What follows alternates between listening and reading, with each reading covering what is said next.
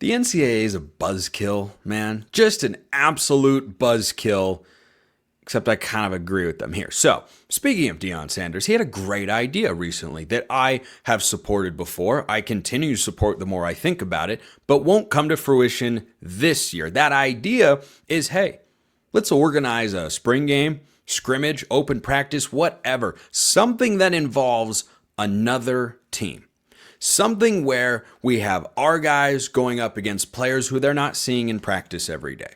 Something for fans and for television networks who we know are really running the sport behind the scenes. Not that that's a good thing, but it's a reality, unfortunately.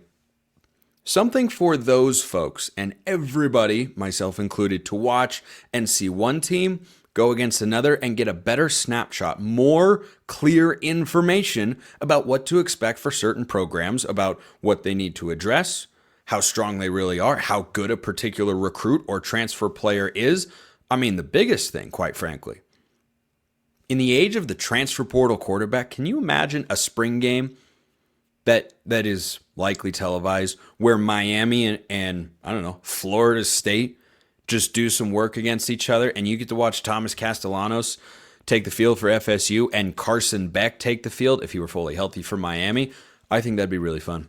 I think it'd be a great idea. And so Deion Sanders threw this out there, and then Fran Brown at Syracuse said, hey, we're way away. I mean, way away from Boulder, but we'll come out. Let's do it. Let's set it up. And they were looking into this. This was not a for show virtue signal on Twitter of look at what cool idea we want to do and then not actually do it. No, they were serious. They were absolutely 100% locked in, and the NCAA said no. So a couple of questions about that. Question number one, why does the NCAA get to decide? Why do they only pop up? Anytime the NCAA is actually involved with college football news or college football happenings, nothing good is ever going on. The NCAA is not just uninvolved with the college basketball tournament going on right now. That's not a thing. They're running, they're organizing. But with college football, we've just kind of understood because many moons ago they yielded power in the sport to the television executives and to the conferences rather, and the conferences kind of yielded it to the television executives. But the NCAA is detached, and so the NCAA can come in and just shut this down when they don't govern significant. Sure, they made the rules once upon a time. Yeah, we really need them for that. That's really important. Big work going on over there at NCAA headquarters, but they are able to step in and say, well, Syracuse, Colorado, here's a great idea that'd be good for the sport. There's our stamp of disapproval. Denied. Nerds. Anyway, so question number two, can we get it next year then? Because the reasoning the NCAA gave wasn't completely ridiculous. I take any chance I get to dunk on them because they've made too many mistakes to not get dunked upon whenever possible over the years. But next year, this is still an idea that could come to fruition and I think would be great for college football. What the NCAA said is, hey, it's too late in the process. It'd be an unfair advantage to Colorado or Syracuse from a recruiting standpoint because, hey, they could hype this up to recruits and they could have another team on campus.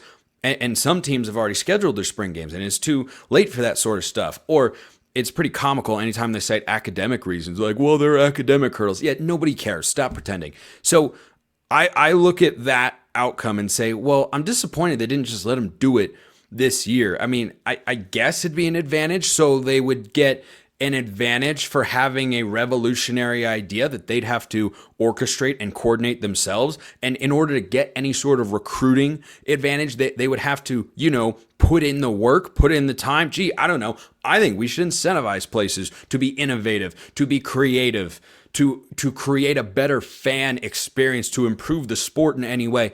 I think those things should be incentivized and rewarded, but hey, who the heck am I? I'm just some schmuck talking into a microphone.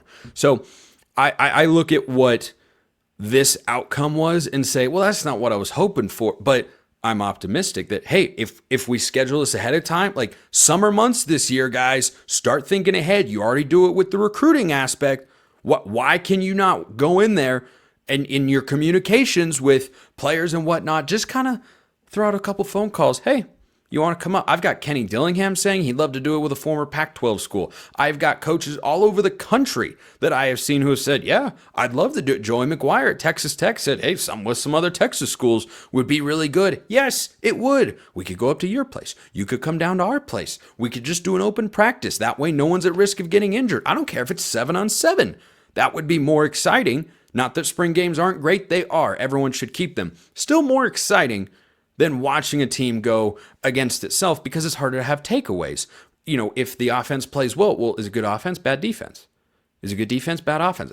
We don't really know. So everybody wins when you organize this, so I will continue to lobby for that as time goes on. Speaking of the NCAA, I just wanted to throw this one out there.